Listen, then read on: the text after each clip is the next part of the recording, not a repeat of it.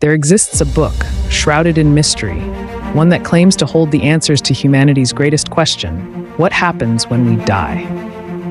Across cultures, religions, and scientific theories, the afterlife remains one of the most debated topics in human history.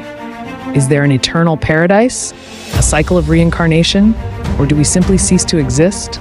But what if I told you that somewhere in the depths of forgotten knowledge, there is a book that explains it all? Tonight, we embark on a journey to explore the possibilities, the stories, and the theories, both spiritual and scientific, that attempt to unveil the truth of what awaits us beyond the veil of death. As humanity evolved, so did our beliefs. Major world religions offer their own explanations of what happens after we die. Christianity. The Bible describes heaven as an eternal paradise for those who follow God's will, while hell is a place of suffering for those who reject righteousness. Some branches of Christianity also believe in purgatory, a temporary state where souls are purified before entering heaven. In Islam, the afterlife consists of Jannah, paradise, for the righteous, and Jahannam, hellfire, for the wicked. Before this final destination, souls await Barzakh, a period of existence between death and resurrection. Judaism. Some Jewish traditions speak of Olam Haba, the world to come, while others believe in Sheol, a shadowy realm where souls rest. Hinduism and Buddhism. Reincarnation dominates, but the ultimate goal is to achieve enlightenment and break free from the cycle of death and rebirth. Could these religious accounts be different interpretations of the same truth? As humanity evolved, so did our beliefs. Across different faiths, cultures, and traditions, one question remains central to human existence: what happens after we die? Throughout history, major world religions have sought to answer this question, offering deeply spiritual and often profound perspectives on the fate of the soul. But despite their differences, could all these religions be describing different aspects of the same reality? Christianity, heaven, hell, and purgatory. In Christianity, the afterlife is divided into two main destinations: heaven, a place of eternal peace and joy, where those who have followed God's will are rewarded; hell, a realm of suffering, reserved for those who have rejected righteousness and committed grave sins. However, not all souls are immediately sent to one of these two extremes. Some branches of Christianity believe in purgatory, a temporary state where souls undergo purification before entering heaven. The Bible describes the final judgment, where God will separate the righteous from the wicked. Could this be the ultimate truth about the afterlife? Islam, the bridge between worlds. In Islam, life on earth is a test, and death is the gateway to eternity. The afterlife consists of Jannah, paradise, a beautiful, blissful garden where the righteous enjoy eternal peace, reuniting with loved ones, and living free from suffering. Jahannam, hellfire, a place of punishment for those who rejected faith and committed evil. But before reaching their final destination, souls pass through Barzakh, an intermediate realm between life and the afterlife. A scene shows spirits wandering through Barzakh, a mysterious, dreamlike state awaiting the day of judgment. On this final day, all souls will be resurrected and judged by Allah, their deeds weighed on divine scales. Judaism, Olam Haba and Sheol. In Judaism, beliefs about the afterlife vary, but two main concepts emerge. Olam Haba, the world to come, a future paradise where the righteous will experience divine unity. Sheol, a shadowy realm where souls rest, awaiting their ultimate fate. Jewish mysticism, particularly Kabbalah, suggests that souls undergo purification and may even reincarnate to complete unfinished spiritual lessons. Could this link Judaism to the reincarnation beliefs of Hinduism and Buddhism? Hinduism and Buddhism, reincarnation and liberation. Unlike the concept of an eternal afterlife, Hinduism and Buddhism teach that death is not an end, but part of an endless cycle called samsara, the cycle of birth, death, and rebirth. The key to breaking this cycle lies in karma. The actions of a person determine their next life. A righteous person may be reborn into a higher, more fortunate existence. A life filled with negative actions could lead to suffering in the next incarnation. But the ultimate goal is liberation, known as moksha in Hinduism and nirvana in Buddhism, where the soul becomes free from the cycle and unites with the divine. Could it be that reincarnation explains why some people recall past lives with remarkable accuracy?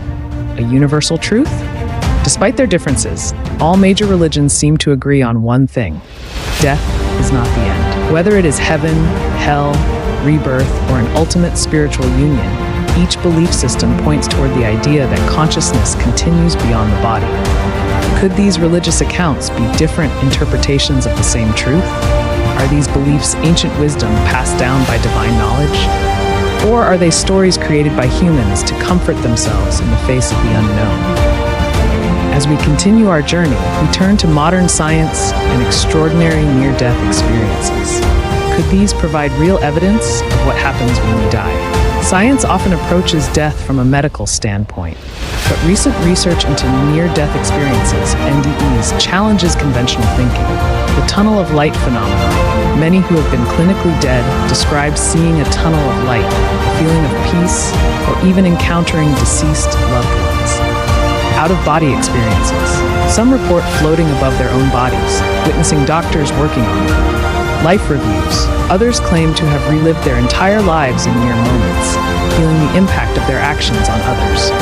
Are these hallucinations of a dying brain or glimpses into what lies beyond? Death is the final frontier of human experience, or is it? Science has long approached death from a medical standpoint, viewing it as the irreversible cessation of biological functions.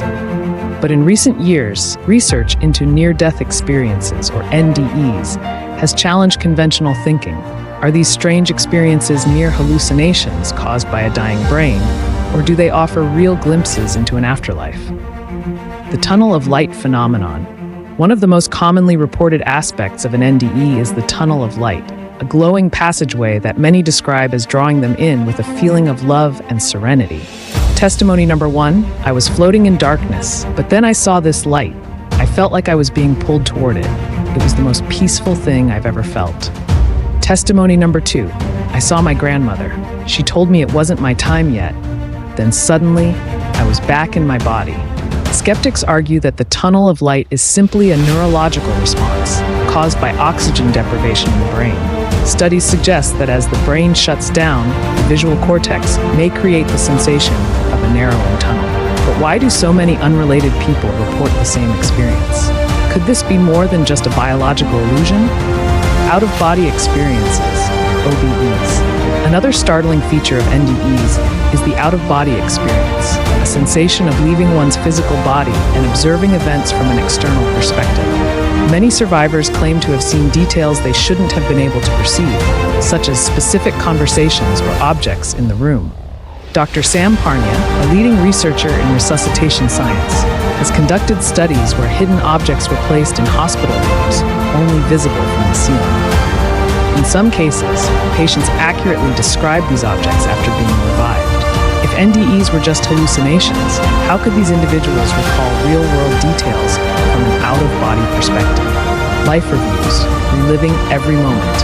Some NDE survivors describe a life review, a phenomenon where they relive every action, every choice, and even feel the emotions they caused others to feel. Many who return from these experiences claim they are forever changed, striving to live more compassionate and meaningful lives. Testimony number 3. I felt everything I had ever done to others, every kindness, every cruelty. It was overwhelming. Could these life reviews be a glimpse of divine judgment? Or are they simply the brain processing memories in a final moment before death? Scientific theories, the brain's final moments. Skeptics argue that all elements of near-death experiences, tunnels of light, out-of-body sensations, and life reviews can be explained by neuroscience. 1. Oxygen deprivation. When the brain is starved of oxygen, it can trigger visual distortions, feelings of euphoria, and hallucinations, possibly explaining the tunnel of light. 2. The dying brain hypothesis. Studies suggest that, moments before death, the brain experiences a surge of activity, producing vivid experiences and hallucinations. DMT and the pineal gland. Some researchers believe that near-death visions may be caused by DMT, a psychedelic compound produced naturally in the brain. Ingested DMT can induce experiences strikingly similar to NDEs, feelings of unity, divine encounters, and out-of-body sensations. Could it be that the brain itself is designed to ease the transition into death? Or is it possible that these visions are not just hallucinations, but windows into another reality? Real cases that challenge science. Case number 1, the man who saw his shoe. A Seattle woman named Maria had an NDE during surgery. When she awoke, she told nurses about a blue tennis shoe on the hospital's third-floor ledge. A skeptical nurse investigated and found the shoe exactly where Maria described, in a place she could never have physically seen. Case number 2, the boy who met his sister. A young boy who briefly died on the operating table later told his parents he met a sister, one he never knew he had. His mother, shocked, revealed that she had miscarried years before, but had never told him. Are these cases mere coincidences, or do they point to something beyond science? Science versus the afterlife. As science advances, we are learning more about the mysteries of death than ever before. Yet, despite all our knowledge, the question remains, are near-death experiences just the brain's final trick, or are they proof that something awaits us beyond this life? Beyond the realms of religion and science lies a shadowy world of unexplained phenomena, one that many believe provides undeniable evidence that death is not the end. For centuries, people have reported ghostly apparitions, spirits communicating from beyond, and eerie encounters that defy logic. And perhaps most chilling of all, cases of reincarnation, where children recall past lives with startling accuracy. Are these just tricks of the mind, or do they reveal hidden truths about the afterlife? Ghost sightings, spirits of the dead? Help me. Across cultures, ghost sightings have been reported for thousands of years. But what are ghosts? Are they truly the spirits of the dead, trapped between worlds? Types of ghostly encounters. Residual hauntings. Like a recording, these ghosts seem to relive moments from the past, walking the same halls, repeating the same actions. Intelligent spirits. Some ghosts appear to interact with the living, responding to questions and even moving objects. Shadow people. Dark, humanoid figures seen out of the corner of the eye. Many believe they are not human spirits, but something else entirely. But if ghosts are real, what does that mean about life after death? Could they be proof that the soul lingers after the body dies? Chilling real-life paranormal cases. Some hauntings are more famous than others, well-documented, witnessed by many, and difficult to debunk. Case number 1, the Myrtles Plantation. One of the most haunted locations in the U.S., the Myrtles Plantation in Louisiana, is said to be home to multiple spirits, including Chloe, a former enslaved woman who appears in photographs, and ghostly children seen playing in the halls. Case number 2, the Enfield Poltergeist. In the 1970s, a London family experienced violent hauntings, objects flying across the room, strange voices coming from nowhere, and a girl seemingly levitating in her sleep. The case remains one of the most well-documented hauntings in history. Case number 3, the Greenbrier Ghost. In the late 1800s, a woman's ghost supposedly returned to identify her murderer, her husband. When her mother reported her visitation to the authorities, an investigation led to the husband's conviction. Could ghosts be souls seeking justice, or proof that we live on after death? Boy, I used to live here before, but my name was James. Reincarnation? Proof of past lives? While many religions teach reincarnation, some scientific studies suggest startling evidence that people, especially children, remember past lives. The case of James Leininger, the Bu-2 pilot. James Leininger, a young boy from Louisiana, began having horrific dreams of being trapped in a burning plane. He described being shot down in World War II, remembered his past name, James Houston, and even identified his old ship, the USS Natoma Bay. His parents, skeptical at first, researched his claims and found that every single detail was historically accurate. James Houston was a real fighter pilot. He was shot down exactly as young James described. The higher realms, a realm of peace, learning, and enlightenment, often described as a realm of pure light where advanced souls reunite with their spiritual family. Could our consciousness be traveling through layers of existence, depending on our state of mind at the moment of death? Theory number 2, the simulation hypothesis. Do we simply wake up? Some scientists and philosophers suggest that our reality is a simulation, a construct designed for growth, learning, and experience. If this is true, then death might not be an end, but an exit from the program. Could we simply wake up into a higher existence, realizing that everything we experienced was part of a grand experiment?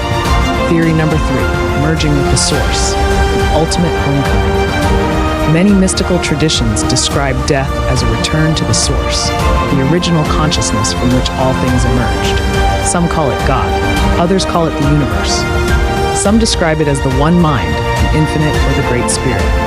If this is true, then perhaps we never truly die. We simply return to where we came from. What do you believe? Perhaps the truth of death is not about endings, but about transformation. Some believe in judgment, some believe in reincarnation, some believe in an eternal home beyond the stars. But in the end, the mystery remains. What do you believe happens when we die? Let us know in the comments below.